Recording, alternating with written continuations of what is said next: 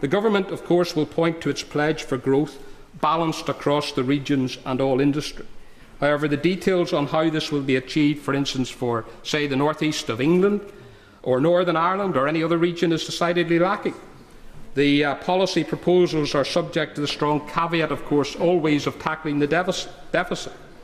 The cuts are clear and definite, while the proposals to expand the private sector are vague, out in the middle distance somewhere. Simply cutting the budget and public expenditure will not solve the weakness of the private sector in any region.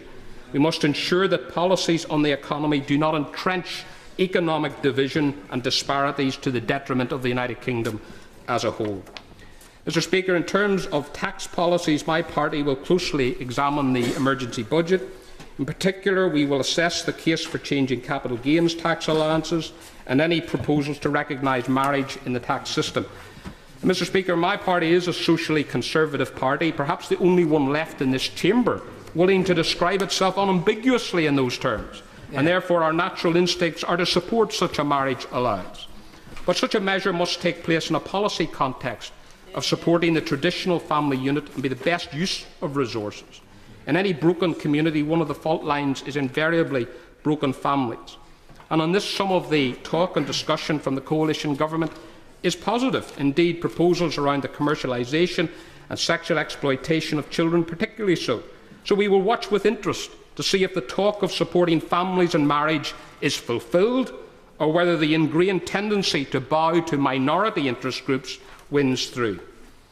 On banking reform, Mr. Speaker, we welcome the gracious address where it suggests that there will be legislation on financial services reform, learning the lessons from the financial crisis.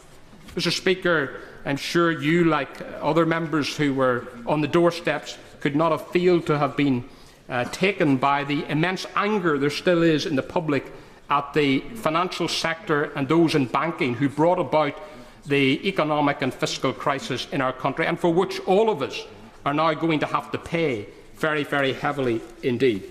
So I welcome, Mr. Speaker, proposals to reform the banking system.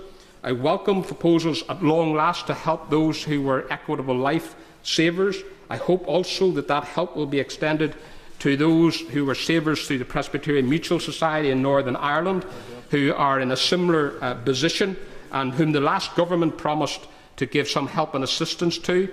And I know that when the Prime Minister was in Belfast recently, he discussed the matter with the First and Deputy First Minister. We will focus on the proposals for small and medium enterprises and access to credit.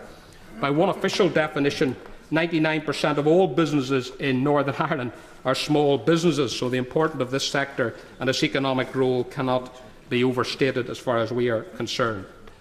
Mr. Speaker, on crime and policing, we welcome the government's clear announcement that it is going to abolish ID cards. We believe these were misconceived. They were financially not worth anything in terms of value for money, and we believe that that is a sensible and progressive step. We will examine closely the proposals for more directly elected oversight of the police. We have concerns about that, and therefore we will examine very carefully the details of such proposals as they emerge. But we will support strongly measures to give ordinary citizens greater protections in tackling criminals and intruders, as well as new measures to tackle antisocial behaviour and the destructive culture of binge drinking. On defence, Mr. Speaker, I welcome the proposals to retain Trident. I believe it is important and right that this country should have its own independent nuclear deterrent. And I do believe, as I've referred to earlier, that there needs to be more done to improve pay conditions and care for our soldiers and veterans. On Europe, Mr. Speaker, to describe my party's attitude to the coalition's proposals as sceptical would be an understatement. In the last Parliament, I had the honour to introduce a private member's bill calling on both the government and the then Labour government and the opposition to honour their pledges to the people of the United Kingdom, when both of them promised that there would be a referendum, that the people of this country would have their say on whether or not the Lisbon Treaty, or a European Constitution as it's known, should be implemented. Sadly, both the major parties reneged on those promises and pledges. I welcome the fact that there is in this Queen's speech a referendum lock bill being proposed about the further transfer of powers to Brussels. However, many people will say, those who follow closely the development of the European Union, and indeed who have sought to bring more democracy into our proceedings, they will say, well, it's a bit late now bringing in such a lock when most of the crucial powers have already been transferred. And I think, Mr. Speaker, it's regrettable also that there is no clear commitment to seek the return of powers, even in cases such as the common fisheries policy, where the failure and ineptitude of current EU policies are plain for everyone to see. This failure to seek the powers back to the United Kingdom goes beyond national sovereignty, Mr. Speaker, but it has to do with our relevance in this place and our usefulness to the people. The end of the last Parliament was marred by public anger and disconnect with politics. Duck houses and moats could explain that public anger being triggered, but I don't think it explains the depth of frustration that was unleashed. And I contend that this frustration was born of an inability of government and parliament to really act on behalf of the people in the areas where people felt the government should act. On far too many issues, when the public turns to politicians for actions, they get met with hand-wringing of why it can't be done. This EU regulation or that, a judicial ruling or fear of one, or that the decision lies with some unresponsive quangle.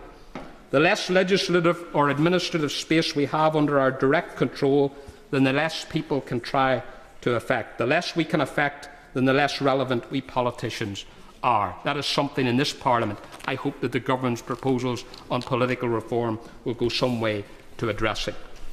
Mr. Speaker, in relation to the Queen's speech and its references to devolution, I welcome the commitment to work constructively and cooperatively with the devolved institutions.